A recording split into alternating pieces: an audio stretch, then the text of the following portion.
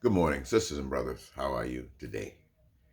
Well, I'm waking up this morning, and like always, what's happening is on my mind, and how to free ourselves from it is my ambition.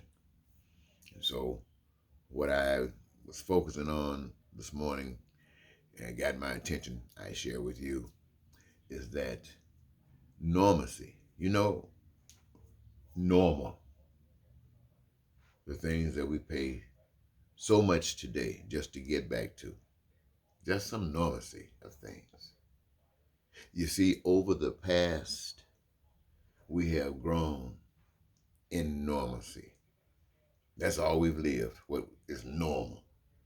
Regardless of the conditions, the true conditions, it has been weaved in and it's normal. Hatred, racism, bigotry, all of that weaved in and it's considered normal. And so life goes on. And so recently, say a few years ago, a young man wanted to be president of the United States, and he started walking down the stairways, advocating all the stuff that's we have called ugly. And people were, I don't know, for some strange reason, amazed that he was bold enough, and he claimed to be special. I think that's what got him through. He was white. That got him through. That allowed him to get through. He was bodacious. Ooh, they loved that he represented white power. Then he said he had a whole kind of money. He had this big old plane right behind him, and they just saw him as, hey, the savior. Now, the other people in government or other rich people who knew what was going on, they in the know. When you get power, you want to stay in the know. So they know all about this young man. And so they themselves were seeking office. So they stood back and told the American people all that this man is. They told it. I mean, they really told it just like it truly is. But in spite of all of that, the American people were so fed up with what was normal that they didn't want to have anything to do with what was normal. So they stepped outside of what was normal and grabbed what they had been taught was the best there is. A white person who was bold enough to do what he wanted to do and was rich, didn't really need anybody else, and he was supporting those who hurt. That's what they were told, that this was divine, this was white supremacy. And now it was going to be affected to them, those who've been left out. So they went with it. Now what happened? To show you the power of this walking, this taking, this undertaking, this ugliness that we might call it, but was still accepted beyond normalcy. All of a sudden, these guys who talked about him, said all these vicious things about him, now they're bowing down to him. Look how that powerful that whatever that strain is. Just caught him, choking him. They talked about him, said he wasn't nothing. Now he's the greatest thing since Jesus Christ. And that's some powerful stuff.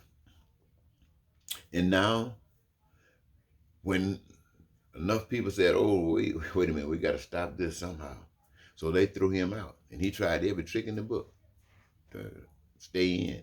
And so he stayed, maybe not in the position, but he stayed in the minds of the people as being the divine one, the one that came to save them. And everybody now wants to do whatever they can to get to a point of normalcy. Normalcy. A normalcy, ladies and gentlemen, that was revealed to us in the form of a virus that went across the world to see how corrupt the world was, how they weren't prepared for little things such as a virus. And it was overcoming us, it has been overcoming us, and we still are bound down in bondage to this virus. This is a representation of what we have achieved throughout our social disposition through normalcy. So I'm suggesting that we have no time to consider anything that's normal. We got to go to the best. We got to go to the righteous way of doing things. We got to go to the way things were intended to be from the very beginning. And this you must consider. All of the resources that we use on this earth to do anything that we as human beings do was given to us. Nobody built it. It was given to us. I'm talking about natural resources. all the needs that each of us have for survival, it was given to us through whatever process that created us. So it made sure that what we need, we all needed, and where it come from, it was given. So all we had to do is work together and everybody live. My God. But that's the most complicated thing in the world. Why? Because you never knew that life is a process. Everlasting life, living as though you're in paradise, meaning whatever changes you go through in this life or any other life, you overcome it.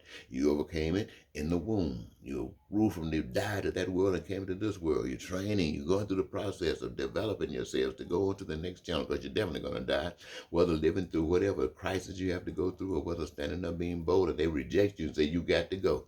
Hey, baby, it's all on you. So I just want to share that with you. Normalcy? No, but you don't have to go all the way over there.